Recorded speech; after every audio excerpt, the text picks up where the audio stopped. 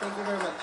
Okay, board members, those are all our speakers. A lot of issues have been raised today, and we will talk about them. I just want to invite the specifics around, like the school of 65 additional contracts. So not today out loud in this meeting, but any complaint I get with a signed name and a fact, we always have a conversation about it. So we are in the business, thank you. We are in the business of doing the public's work and doing the best we can. When it comes to laying off people in this organization, I'm going to say to you the way we have said for about 36 months. It is awful to look at people that have served us well and to give them a notice that their job has been closed. And it is not a piece of the work here that anyone enjoys. But we have cut over $1.5 billion from this organization, and we have had to change our reality. So I welcome the conversation around do your job better and ensure that what you said was going to happen happens. But I know that 955 people lose their job on December 1, and that is not because they've done a bad job. That is because this organization continues to deal with less support from our state government, and we are working to change that. So before we get into the conversation about how we improve the process, I just want to acknowledge that for everyone who loses their job, it is absolutely a life-changing experience, and it stinks. And we have taken a lot of shared sacrifices to reduce the number of people, but there's still way too many people. And this has affected teachers, principals, custodians, cafeteria workers, bus drivers, and it is very, very, very painful. So, Superintendent, I want to ask, I know all board members have questions. I want to ask,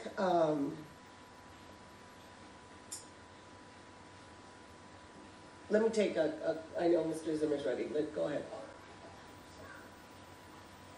Thank you, Board President. Superintendent, there were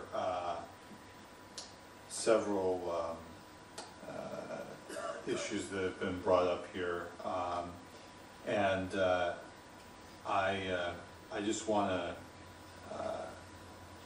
ask you to report back to us on the following. I'm going to take the third one first because, as you know, I hold the sacrifices that our partners and our employees have made as sacred, as I know you do.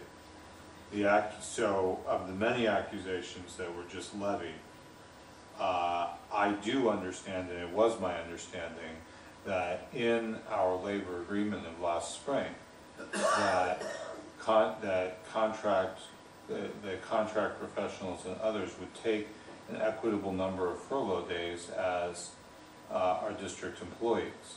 And if that contract has been violated, that's something I would need to know about. That is for me personally, I don't need a specific signed accusation on that. I mean, that is, if we have evidence that that is not occurring, I'd like you to report back to us and how we remedy that situation, because it is, I just want to make sure that you and I, we have the same understanding. Is that correct, sir? We have the same understanding. Not only that, it would be consultants not equal first. They would be the ones that would go. The plan was to reduce consultant and to keep as many regular employees as possible as we moved into this transition period of the building and into the planning for Proposition Q. So I will look into that, and I will give you a response within a week. I do appreciate that. I know you and I and the board take very seriously allegations of retaliation against any of our employees for their actions in speaking out and exercising their First Amendment rights. I understand that this is a very difficult time and people are very upset. And I'm not, I don't have independent validation, and I'm not trying to do that. I just think that it's very important for all of us to say publicly at this moment that we as a board and this administration will take any actions necessary to make sure that no employee that spoke out today is retaliated against for exercising their First Amendment right to speak. And I would hope that my colleagues would join me in that. That type of retaliation is not something that, any type of retaliation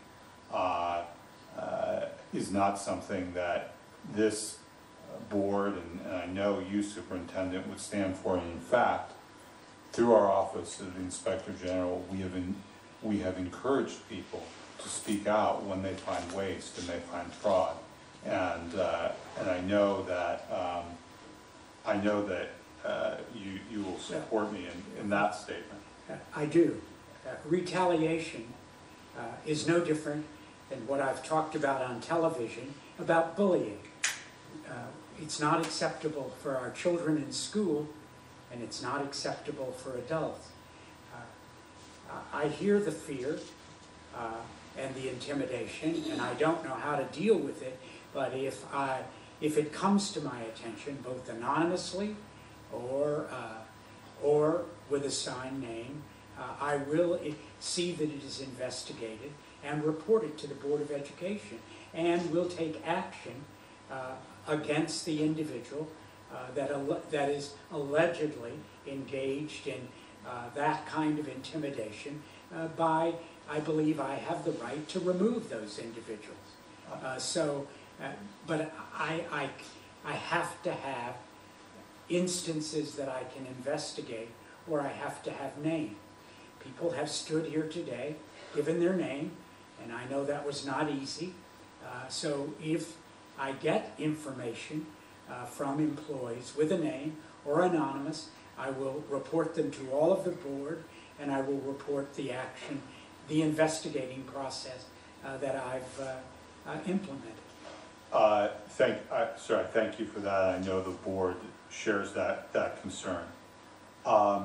In terms of Board Rule 1765, is it your sense that we have done at this time our due diligence to make sure that what's coming before us today does not violate Board Rule 1765?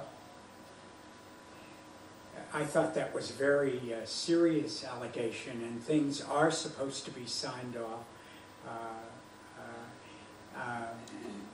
While you continue your questions or others, I'm going to check on that. Because and the last thing, I appreciate that, sir, and the last thing is, on the volume of change orders that are coming today, I would ask you, and it doesn't have to be at this moment, it can be from Mr. Stone, are we comfortable? I was going to ask this even before the speakers. This is not in response to the speakers. This is, are we comfortable that these change orders, in the volume that they are being requested, and I know this is not unprecedented, I know we've had this before, are we sure these are absolutely necessary change orders? Because I do believe that some of them are contractor originated change orders. And so that is because a lot of times, I mean, when I first started, I thought we initiated all the change orders. And I've since learned, as my own education, I've since learned that I would at least like to know before I vote, what is the balance between district initiated change orders on what we're voting on today and contractor initiated change orders? Thank you, sir.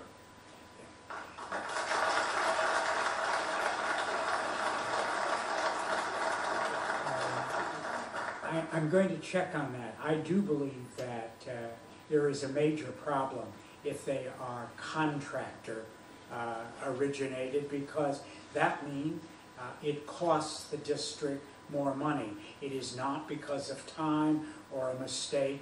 It is a way to put your hand in the cookie jar, and we do need to be careful of that.